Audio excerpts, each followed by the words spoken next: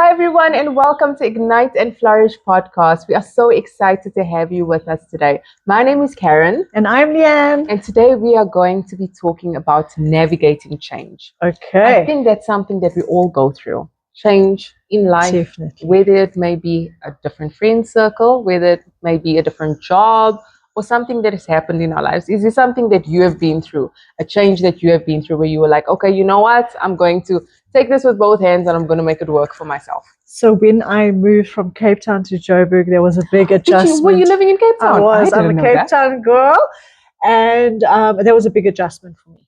Even though I love Joburg now, because I can now say I'm a Joburg girl. I've been here Yes. quite a few years, but it was an adjustment. It was,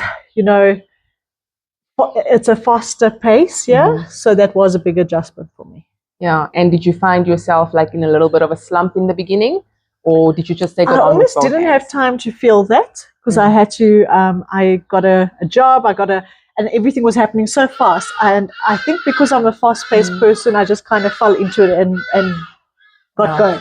And that's very good. But I feel like also sometimes when I've been through change, and I am a person sometimes who will say to my feelings, I'm just going to shove you down. I'm not going to acknowledge you. And it's so important.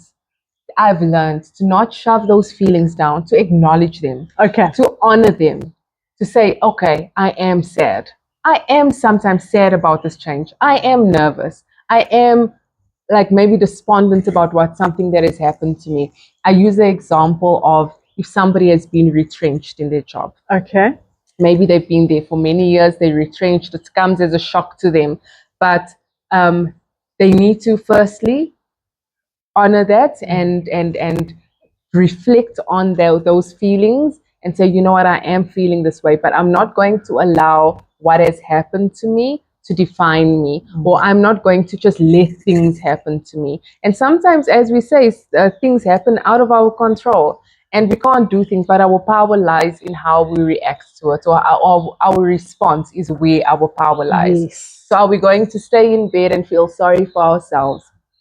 Or are we going to say, you know what, I'm made of stronger stuffing than this? I always tell my daughter, you're made of stronger stuffing than this.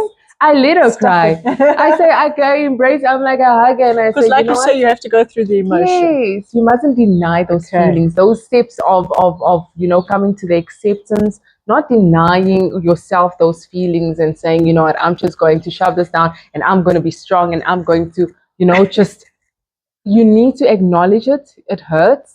And as my daughter does, I give her a hug and I let her cry it out. And I look her in the face and I say, you know what? You've gone through bigger things than this before. You are stronger than this. You are resilient. You are tough. You are made of stronger stuffing than this. I love that. Yeah. I find that I sometimes do that. Like you say, you repress. Yes. And you just keep it there and you're just like, I'm getting over this and I'm going and I'm moving on but you don't go through that sad feeling or that, that feeling of anger or hurt or whatever it is, and almost face it and move past it in a way, but you've reflected on it, you've gone through it, and it almost still sits there in your body. Yes. If you don't. Yeah, it sits there. Yes. That's why I'm a big believer of sometimes crying it out or screaming or doing a physical something physical to get that anger, that energy, that negative energy out of your body and say, okay, right, it's out of my body now,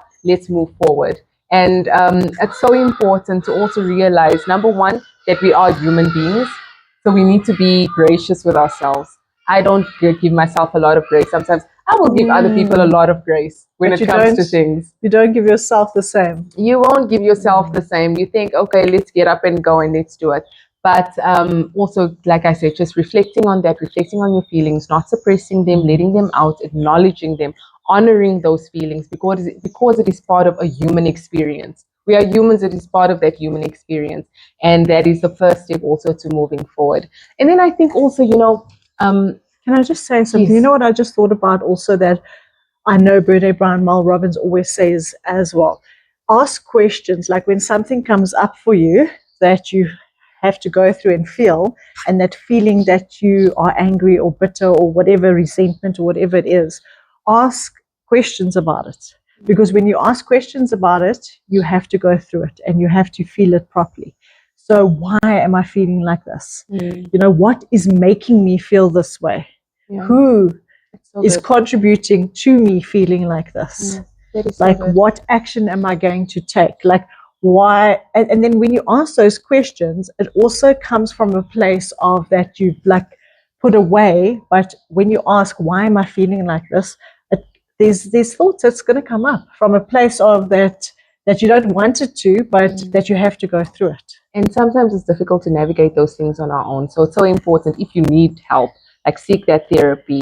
Yes. Reach out to somebody who can assist you with that, can assist you with navigating that change. And even if it is like, you know, a family member or something where you can go and speak to them and say, listen, I'm feeling this type of way. I don't know if I'm strong enough at this moment to go through it and navigate this by myself. But let's see, like, you know, with help, you can definitely get to a place of you can find new direction. And speaking of that new direction, you know, when we're going through those changes, oftentimes things are taken away. Like I said, maybe you've been retrenched or you've had to move house or something like that. I feel the next step would be is setting those goals and what do I want to achieve in this transition. So we'll use the example of being retrenched. What skills? I've been in this company for so long, but now, you know, I've been retrenched and I have to start this new chapter of my life. I have to start this new season of my life, and also seeing and also changing your perspective on things. This has happened to me, but how can I take this thing, turn it around for good, for myself, for my family, whether you've got kids or people who depend on you, or if it's just yourself. How can I turn this around, take that power back and say, not things are happening to me. I am now going to take the power and say, okay, something is happening, but I'm going to choose my response. So also making sure that you set goals in this time. What can I do? What are my talents? What are my skills? Whether it be baking. You take that skill and you say, I'm going to start a business for myself. You're turning that, around. I love that you say, when you say about this is happening to me, because Tony Robbins has an amazing quote that always says, life isn't happening to you, it's happening for you. And that's how you must change the perspective of what's happening. So good. That is so good. Well, it's not what's happening to you, life is happening for you. So, and you know, when we start manifesting things, when we start speaking things into existence, change is going to happen. We cannot grow from a place of comfort. From your comfort zone, nothing grows.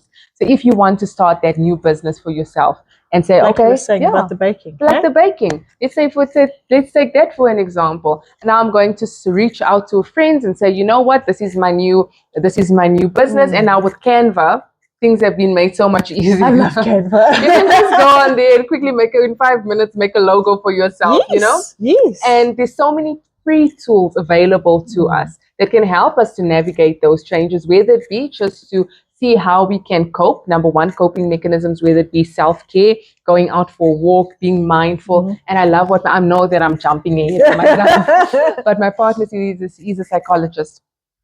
And he said journaling is so important. I love journaling. I always forget to journal. It's one of the things that I always like, I forgot to journal today. But yes, I love that. He uses the analogy of a sift and flour. So when you put flour into that sift, it's just a lump.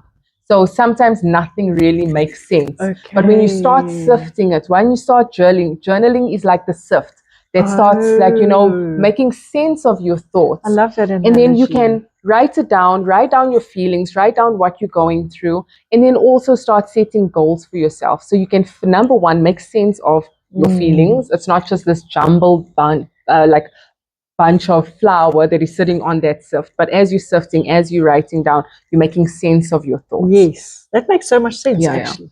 And it's so important. Psychologically, it's so important. And also just so as motivation, writing your goals down. We spoke about that in a few videos ago, about writing down your intentions for your life. What you want, those goals that you want to set for yourself. So whether it be, now we opened up our baking business, we did a logo for ourselves. Now we're sending that to all of our contacts on WhatsApp to say, this is what I've started. If you would like to support me in any way, you're more than welcome to contact me. And then you open up your social media pages, open up a website for yourself. Those small goals that you can start ticking off to say, okay, I'm actually making some sense of the change that is happening in my life.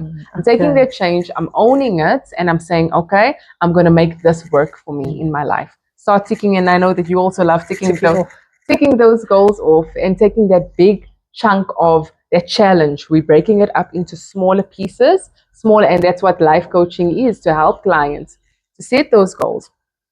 Say, okay, this is what we need to do. Write those goals down. What are the obstacles that we are facing to achieve those goals, and see what those are? You can even write your obstacles down and say, okay, I don't necessarily have the capital to start this. Yes, I think that's always a big one for most little businesses out there. Hey, the capital. The capital. The capital to get things going, to actually, but there are resources. My partner and I, we've got a business together, and we joined the NSBC. So that's the National Small Business Chamber. Okay. And that is such a helpful tool when it comes to financing your business. They give you free tools on how on starting a business up, how to get the capital for your business. That. Yeah, it is such, and they've got business shows, they've got webinars, they've got podcasts, they've got so many free resources. So actually, there's no excuse for us. There's no excuse. Small businesses, go join that. NSBC, just Google that, sign up, and you will get the free business letters and all of that, and all those free resources. But as I was saying, it is, in this day and age, we've got so many free resources available to us, whether it be a financial change that we're going through, we can, seek help or watch webinars, podcasts, things like that. Whether it's emotional, like we've gone through a breakup. Yes. That can also be really, really difficult. Challenging. Now, I was speaking to a friend of mine the other day, and she was in between staying or leaving. So the partner cheated on her, and her home is tied up with him. Her friends are tied up with him. Everything is tied up with him. Do they have kids? No, they don't. Okay. I think that's a blessing in disguise, because absolutely that always causes a issue. So going through that now, having to navigate that change in our life. And, change takes so much courage, especially if you're the one who has to say, I'm calling it quits, or I'm leaving this toxic job, or I'm leaving this toxic friendship. It takes so much courage. It takes a lot. To say, like even you moving from Cape Town to Johannesburg. Yes, it was a big step. Yeah. Having that courage to say, I want better for myself. I'm worthy of better. And that's what I told her. I said, you are worthy of better. If you want to go for therapy, go for therapy. But if he's not willing to meet you halfway, then you know what you need to do. But it's going to take a lot of courage to navigate that change. And I think when something's not serving you anymore, whether it be a job, a partner, a relationship, a friendship, whatever it is, I think you have to let it go, because if you can feel if something's not serving you, is it one-sided? Then make that change. Yeah, and it needs to be, even especially in relationships, it needs to be, he needs to be able to meet you halfway. It can't be you trying and trying and trying and trying, and then him just, going with emotions and not being intentional about your relationship. I love that word, being intentional. Whether it is to making sure that you do some self-care, lighting a candle for yourself, running a bath for yourself, not just going through the motions.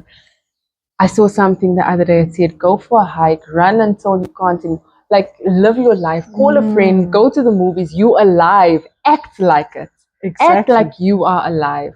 And that change is not going to kill you. Sometimes things are just going to be, yes, difficult in the beginning, but it is going to make us stronger in the end. Do you think that challenges and changes in your life has made you stronger? Definitely made me stronger. And you know what? I've also been reading up about fear and how it holds you back to take those plunges to new heights and new opportunities. And something that I do now is I don't let the fear overcome me. And before I can talk myself out of something, I already say, yes, I'll do it. Or, really? Yes, I'm in it. Or, because then I can't go back Yes. and I can't talk myself out of it. So now I have to do it. And every time I do it, I feel like I'm getting stronger to accept things, that speaking event or that workshop or that opportunity to collaborate with a new partnership, or I just say yes, I'll do it, yes, and I just email them I'm in, and then you can't now go back and say, so you have to just do it. And I feel that just pushes me to new heights, to new opportunities, to new levels. It levels me up as a person, as a business owner. And I feel good about, I'm taking the plunge and I'm living my life to the fullest. I won't have any regrets one day. That is always my thing. You don't want to look back on your life and be like, oh, all the regrets showing up. You're going to be like, oh, no, I've got no regrets. I lived my life to the max. Absolutely. Because I mean, what do we have? So, we hold ourselves back in life, and we are capable of so much. And I got some really sad news the other day. I know my friend is probably going to be watching this, and she always watches us, always supports us. Yay. And she found out that she has got cancer. Oh, no. And I'm so sorry to hear that. And you know what? She is such an inspiration to me, because she came back after finding out the results. And she said, you know what, I'm going to take this on with both hands. I'm going to, number one, live my life to the fullest and tell those people that I love them. And I'm going to spend time with the ones that I love. But she's so young and she's so strong and she's so capable. And she's like, these are the steps. And she's one of those people who's like, okay, she needs these things lined up for her. She needs to, when she was at the doctor, she got her results. Okay, what are the next steps? And as long as she's got a plan written down, she's all right. Okay. And she said, you know what, whatever happens, I'm at peace. I'm at peace because I know that I'm going to show everybody that I love them and that I want to live as whatever time that I have. I'm going to do what I've wanted to do. Wow, she's amazing. Amazing. I take my hats off to her. Yes, wow. And something that was I was ready to I had to prepare myself before I saw her. I'm like, okay, I'm going to prepare myself. I'm going to cry my cry before I see her. But when I got to her and she was just so calm, at peace, and telling me what she's planning on doing, telling me what she's, she took that and that change that has happened in her life, in her health, and she just took that and said, you know what, courage. I'm not going to wallow in self-pity. I'm going to take this by the horns. And of course, we're going to be there to support her, to love her, to help her with whatever she needs. But that was just a great example for me. I love that. And you know what? At the end of the day, I always feel like you cannot wallow in self-pity or your disease or whatever. You have to make it happen. And I've heard so many amazing people out there just getting over themselves and their whatever, getting cancer, whatever they've got, and actually, coming out on top because of their mindset, because of their belief system. Mindset is so important. Yes, it does. It does. It is mindset. You're changing your mindset, and your body feeds off of that. Everything is connected. That energy that you have in your mind, that belief that you have of yourself to say, you know what, I'm capable of things. I'm capable of going through hard things and coming out on top. I know that a lot of, especially if they do a heart transplant, you have to have the will to live.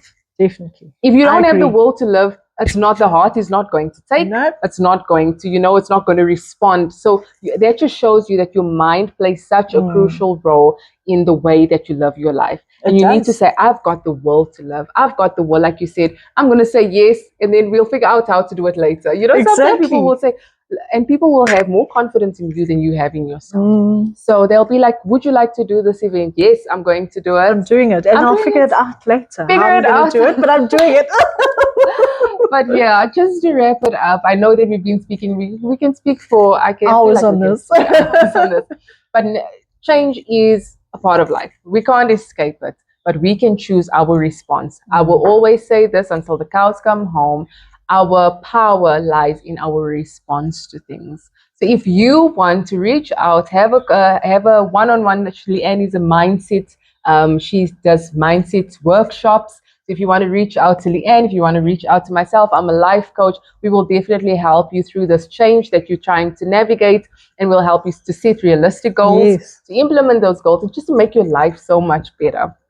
So if you enjoyed this, please do give it a thumbs up. subscribe to our channel, share, comment, do all of those things. Leanne, did you enjoy I this love discussion this today? always. Yes. This is amazing. So if you would like to subscribe, if you'd like to share, if you'd like to just comment, remember we reply to all of our comments. I hope that you enjoyed this. Have an amazing day, and we will see you again soon. Thanks. Bye. Bye.